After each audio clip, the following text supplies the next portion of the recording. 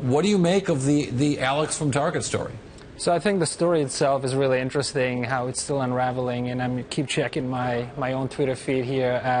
The latest I can read up about it is on BuzzFeed News, actually, where they have reached out to the CEO of Breaker and asked him very specific things. And there seems to be no real proof, no real data to back up that they have had any involvement with this. So it's a bit bizarre to just dig deeper and find out that there's somebody trying to take credit but has nothing to show.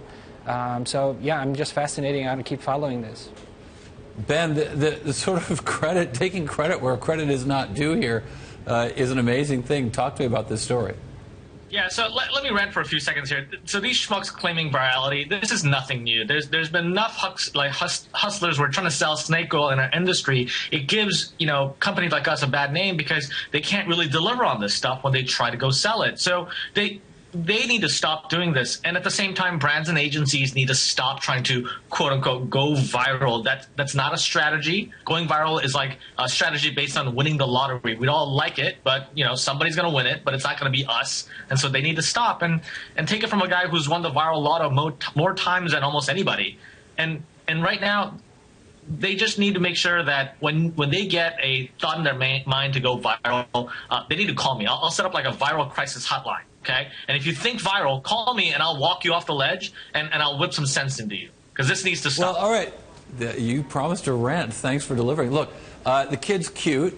The thing did have a viral notion to it here. But what you're saying, I guess, is that it's not that the hoax, the thing was a hoax. It's that the hoax was a hoax.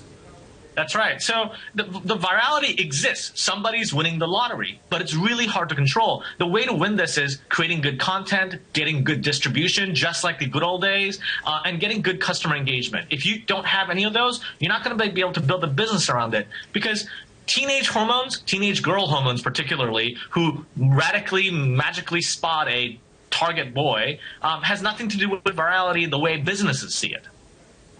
I think you're just jealous a little bit, Ben. But no, so Michael, let me ask you, I mean, what is the value of something like this to Target? I mean, Target, particularly in the audience that Target is targeting here.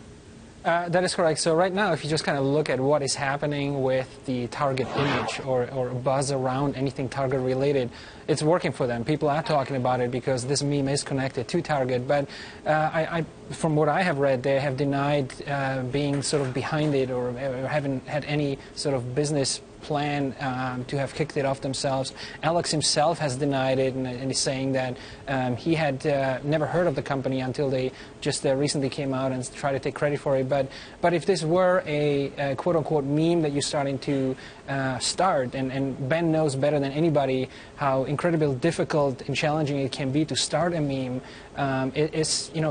this is not you have to be transparent, and especially as the agency, you have to really be honest and transparent, and there seems to be a lot of gray area here where they just can't show that data, these Breaker guys. So I'm just very interesting to see where this is going. But in terms of creating this positive buzz or positive publicity for the brand itself, people are talking about Target, but this is somehow backfiring because it seems very shady to me that this is happening.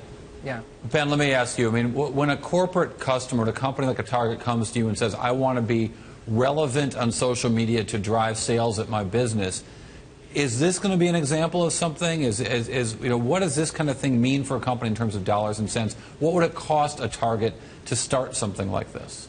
So this is lightning in a bottle, and Target needs to realize that they have something and they must seize upon the opportunity. If they can't do that right now, I think Alex from Target is probably going to have a lifespan of meanness that's going to be like less than a one-hit wonder song. So you've got to figure out how to actually turn Alex into a persona, a talent, because right now Alex has no talent that we can see other than looking like himself. So that isn't long enough. That isn't good enough. I guess you haven't bagged groceries before, because bagging groceries is tough work too. Well, just to be started out, cover songs on YouTube, so you can have a little discussion about how much talent you need to get started. But turn him into an ambassador, like a charity ambassador for a holiday. This is perfect timing. This is worth tens of millions of dollars if Target plays their cards right.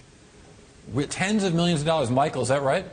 That sounds about right. If you are a big ad agency, and we are on the smaller scale, and we would love to have a chunk of that. But Ben is absolutely right. I mean, with the right strategy, you can turn this into something very effective, something very positive for Target, and for the guy involved who a few days ago was a nobody, and now he has all of a sudden over 500,000 Twitter followers.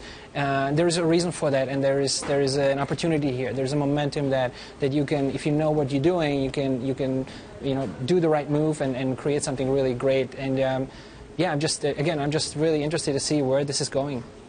So Ben, I'll give you that maybe Target might pay tens of millions of dollars to an ad agency to get something, but I cannot believe that the company will get tens of millions of dollars of more profit because of this kit. Oh, yeah. I believe they will generate tens of millions of dollars in new business if they play their cards right. So here's what happens, right?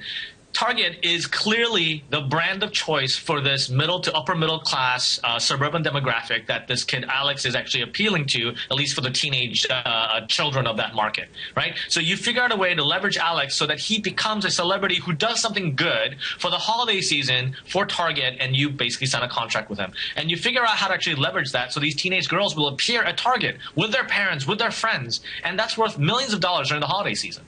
But you've got to play your cards right.